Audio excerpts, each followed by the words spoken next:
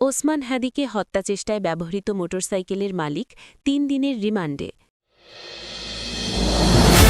হাদির ওপর হামলা, সীমান্ত দিয়ে অবৈধভাবে লোক পারাপারে জড়িত সন্দেহে দুজনকে আটক। শহীদ বুদ্ধিজীবী, আমরা তোমাদের ভুলব না। দানে নিহত শান্তিরক্ষী শামীম রেজার গ্রামের শোকের ছায়া। আজকের আলোচিত শিরোনাম এই ছিল। এখন আমরা বিস্তারিত খবরে আসছি, কিন্তু তার আগে একটি অনুরোধ, প্রতিদিনের আপডেট খবর সবার আগে পেতে ভিডিওটিতে লাইক করুন এবং চ্যানেলটি সাবস্ক্রাইব করুন। ত্রয়োদশ জাতীয় সংসদ নির্বাচনে ঢাকা ৮ আসনের সম্ভাব্য স্বতন্ত্র প্রার্থী ও ইনকিলাব মঞ্চের আহ্বায়ক শরীফ ওসমান বিন হাদিকে হত্যাচেষ্টার ঘটনায় ব্যবহৃত মোটরসাইকেলের মালিক মোহাম্মদ আব্দুল হান্নানের ৩ দিনের রিমান্ড মঞ্জুর করেছেন আদালত। পুলিশের আবেদনের উপর শুনানি নিয়ে আজ রোববার সন্ধ্যায় ঢাকার মেট্রোপলিটন ম্যাজিস্ট্রেট দিদারুল আলমের আদালত এই রিমান্ড মঞ্জুর করেন।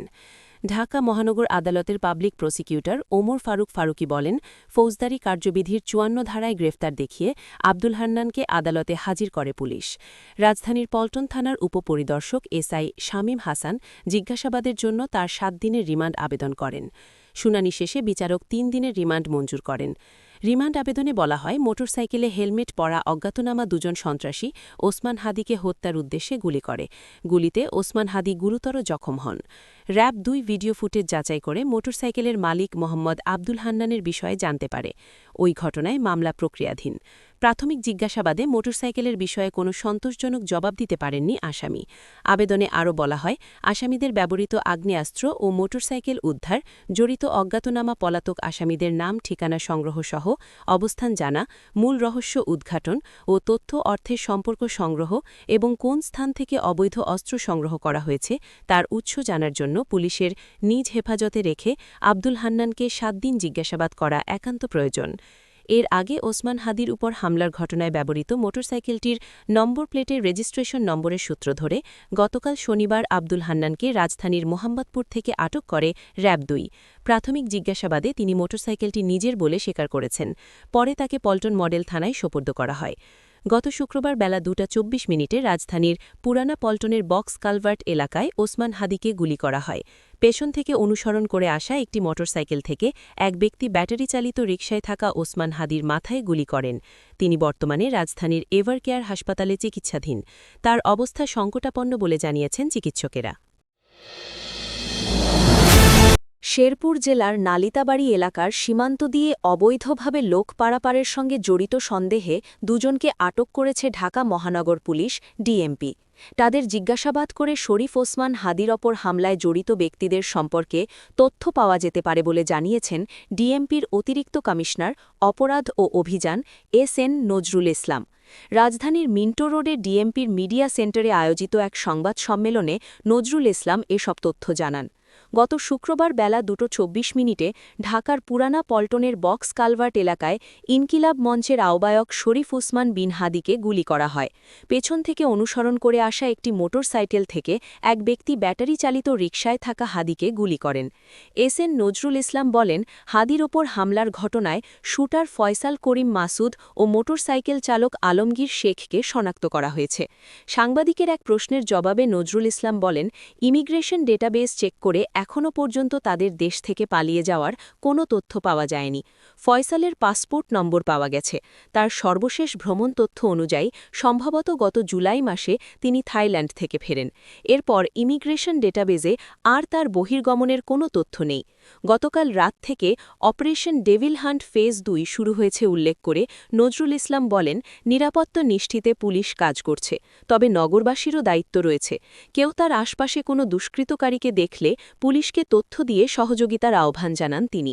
অতিরিক্ত কমিশনার বলেন, জুলাই যোদ্ধা এক হাদিনা, হাজারো লক্ষ জুলাই যোদ্ধা আছে। এই লক্ষ জুলাই যোদ্ধার ইন্ডিভিজুয়াল সিকিউরিটি বা প্রত্যেককে আলাদা করে নিরাপত্তা নিশ্চিত করা প্রায় অসম্ভব। তবে সার্বিক সিচুয়েশনটাকে, পরিস্থিতিটাকে আমার সিকিউর বা সুরক্ষিত করতে হবে।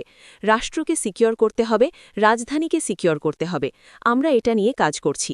যাদের স্পেসিফিক সুনির্দিষ্ট এই ধরনের সিকিউরিটি থ্রেট আছে তাদেরটা নিয়ে আমরা অ্যানালাইসিস বা বিশ্লেষণ করছি। যাদের ক্ষেত্রে আমরা খুব হাই থ্রেট মনে করতেছি তাদেরকে আমরা পার্সোনাল দেব। সুদানে জাতিসংঘ শান্তিরক্ষা মিশনে দায়িত্ব পালনকালে সন্ত্রাসী হামলায় নিহত বাংলাদেশ সেনাবাহিনীর সৈনিক শামীম রেজার বাড়িতে চলছে মাতম। প্রিয়জন হারানোর বেদনায় কান্নায় ভেঙে পড়েছেন বাবা-মা, স্ত্রী ও স্বজনেরা। গ্রাম জুড়ে নেমে এসেছে শোকের ছায়া। নিহত সৈনিক শামীম রেজার বাড়ি রাজবাড়ী জেলার কালুখালী উপজেলার মৃগী ইউনিয়নের হোগলাডাঙ্গি গ্রামে। তার বাবা আলমগীর ফকির, ৩ ভাই ও ১ বোনের মধ্যে শামীম রেজা ছিলেন সবার বড়। পরিবার ও এলাকাবাসীর কাছে তিনি ছিলেন শান্ত স্বভাবের, দায়িত্বশীল এবং পরিশ্রমী একজন তরুণ। পারিবারিক সূত্রে জানা গেছে, শামীম রেজা ২০১৭ সালে বাংলাদেশ সেনাবাহিনীতে সৈনিক পদে যোগ দেন। চলতি বছরের ৭ নভেম্বর তিনি জাতিসংঘ শান্তিরক্ষা মিশনে অংশ নিতে বাংলাদেশ থেকে সুদানে যান। সেখানে দায়িত্ব পালনকালে শনিবার সন্ত্রাসীদের হামলায় তিনি নিহত হন। আজ রোববার বিকেলে নিহত শামীম রেজার বাড়িতে গিয়ে দেখা যায় উঠান জুড়ে স্বজন ও প্রতিবেশীদের ভিড়। পরিবারের সদস্য ও স্বজনদের কান্না দেখে কেউ চোখের পানি ধরে রাখতে পারছেন না। সদ্য নির্মিত একতলা বাড়ির ভেতরে শোকাহত মা এবং স্ত্রী আহাজারিতে বারবার মূর্ছা যাচ্ছেন। শোকের ভারে নির্বাক হয়ে পড়েছে পুরো পরিবার। কালুখালী উপজেলা নির্বাহী কর্মকর্তা ইউএনও ও সেনাবাহিনীর রাজবাড়ী ক্যাম্পের সদস্যরা পরিবারের সদস্যদের খোঁজ খবর নিতে এসেছেন।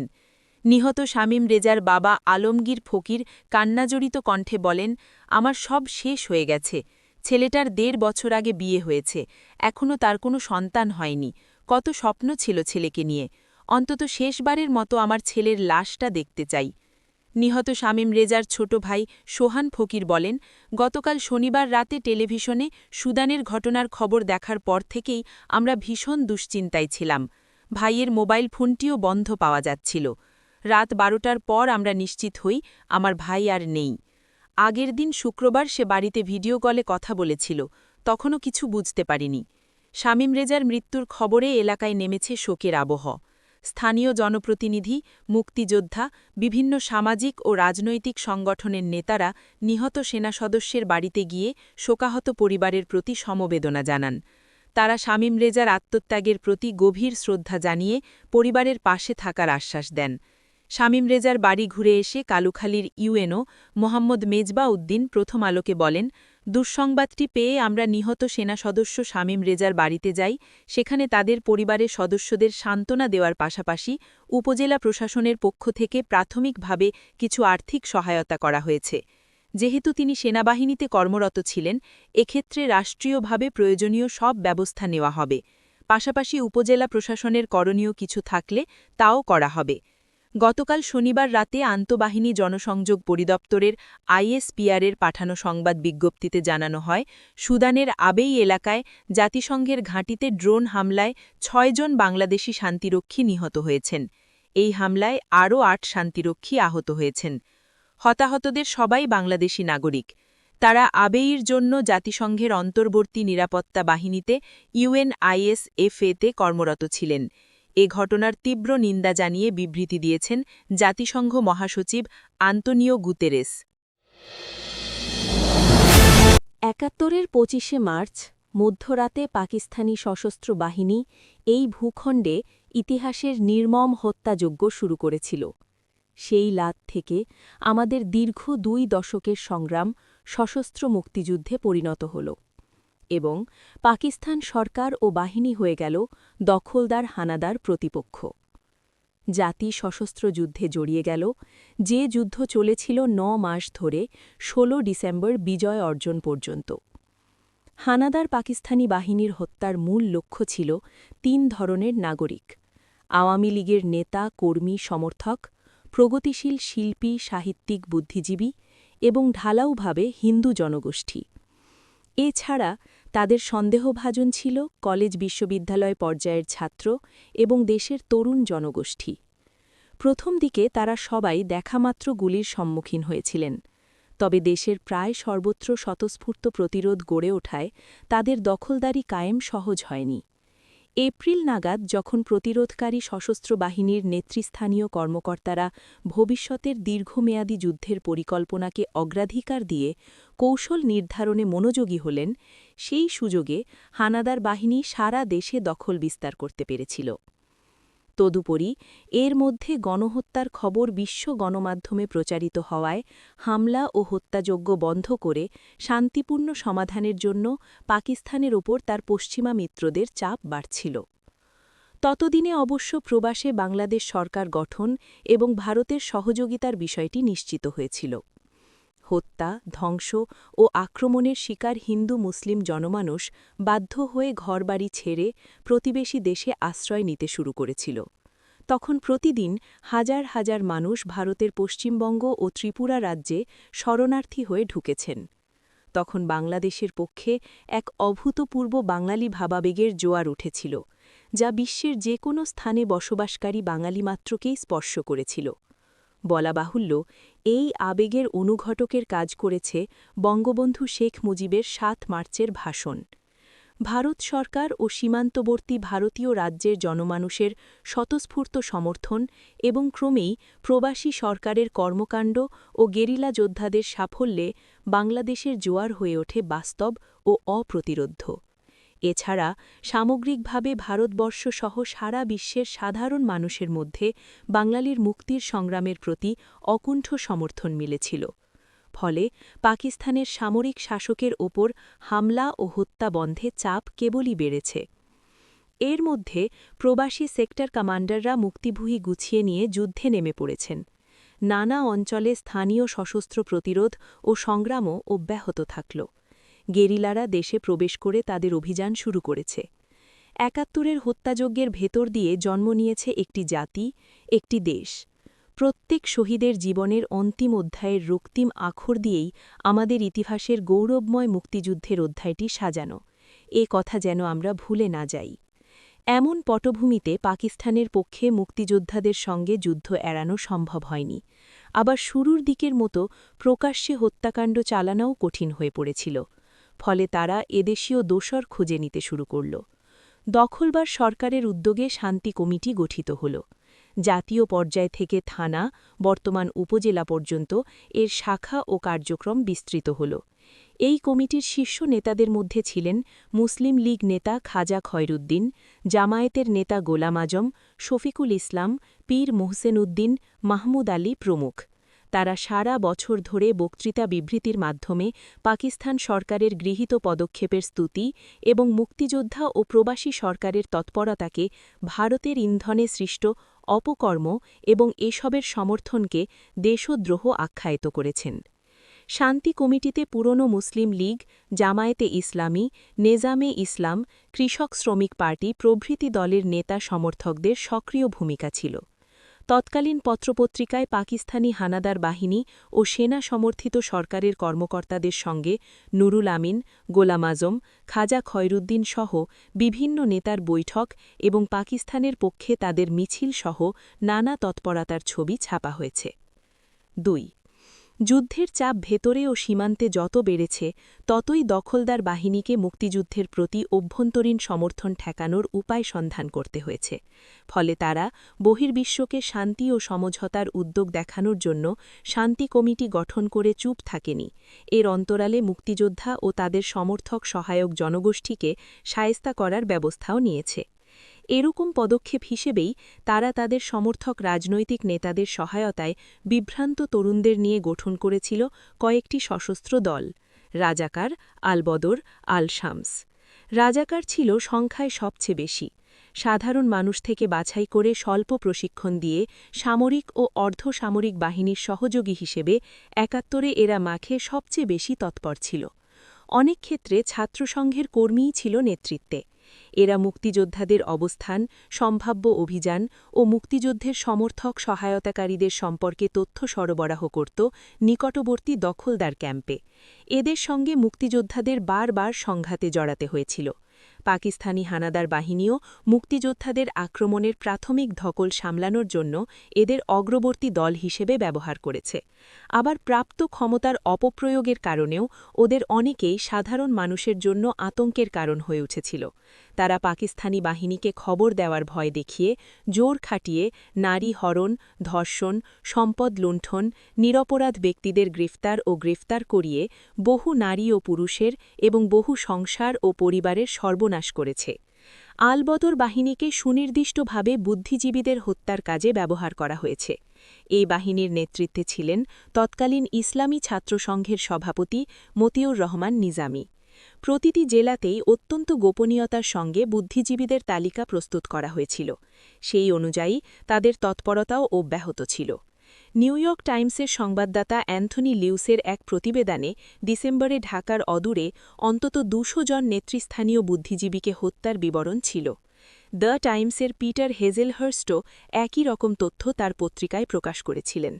ভারতসহ পৃথিবীর বিভিন্ন দেশের গণমাধ্যমেও এ বুদ্ধিজীবী হত্যার তথ্য প্রকাশিত হয়েছিল। স্বাধীনতার পর রাও ফরমান আলীর দপ্তরে হত্যার জন্য প্রণীত ৪০০ জনের একটি তালিকা পাওয়া গিয়েছিল। এমন তালিকার সন্ধান আরও কয়েকটি জেলাতেও পাওয়া গিয়েছিল। আল-বদর সদস্যরা চরম আঘাত হেনেছিল মুক্তিযুদ্ধের চূড়ান্ত পর্বে, যখন পূর্ব রণাঙ্গনে বাংলাদেশ ভারত যৌথ বাহিনীর সঙ্গে দখলদার বাহিনীর সর্বাত্মক যুদ্ধের শেষ অধ্যায় চলছিল। তখন আদতে স্পষ্ট হয়ে গিয়েছিল যে এই যুদ্ধে পাকিস্তানের নিশ্চিত পরাজয় ঘটতে চলেছে। বিজয়ের আগের সপ্তাহ জুড়ে মূলত দেশীয় দোসরের হাতেই ইতিহাসের মার্মিক হত্যাযজ্ঞ ঘটেছে। এ কয়েকদিনে আল-বদর বাহিনী বিশ্ববিদ্যালয় শিক্ষক, চিকিৎসক, বিজ্ঞানী, সাংবাদিক সহ দেশসেরা বুদ্ধিজীবীদের ধরে নিয়ে রায়ের বাজার ও অন্যান্য বধ্যভূমিতে হত্যা করেছিল।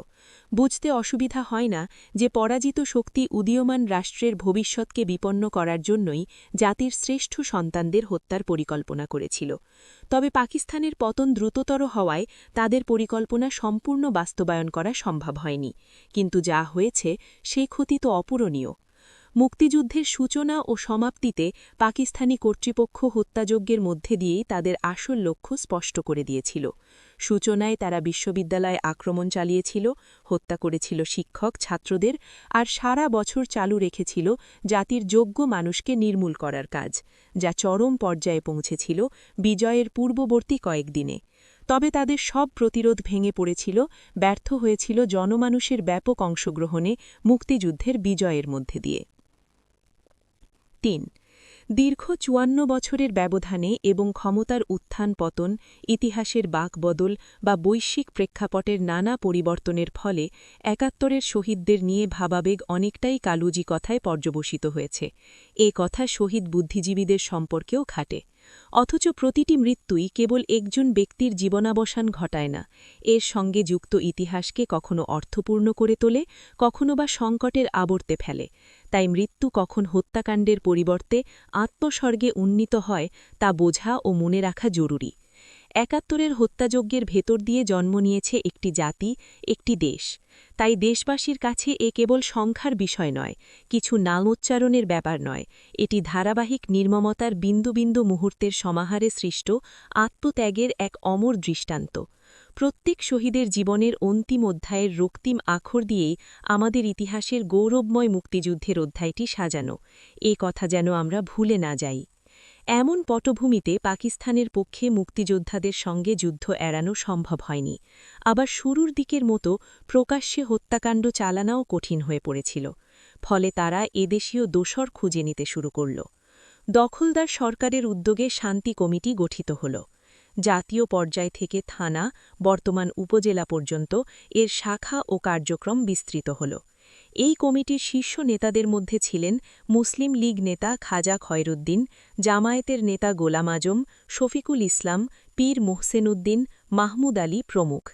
তারা সারা বছর ধরে বক্তৃতা বিবৃতির মাধ্যমে পাকিস্তান সরকারের গৃহীত পদক্ষেপের স্তুতি এবং মুক্তিযোদ্ধা ও প্রবাসী সরকারের তৎপরতাকে ভারতের ইন্ধনে সৃষ্ট অপকর্ম এবং এসবের সমর্থনকে দেশদ্রোহ আখ্যায়িত করেছেন। শান্তি কমিটিতে পুরনো মুসলিম লীগ, জামায়াতে ইসলামী, নেজামে ইসলাম, কৃষক শ্রমিক পার্টি প্রভৃতি দলের নেতা সমর্থকদের সক্রিয় ভূমিকা ছিল। তৎকালীন পত্রপত্রিকায় পাকিস্তানি হানাদার বাহিনী ও সেনা সমর্থিত সরকারের কর্মকর্তাদের সঙ্গে নুরুল আমিন, গোলাম আজম, খাজা খয়রুদ্দিন সহ বিভিন্ন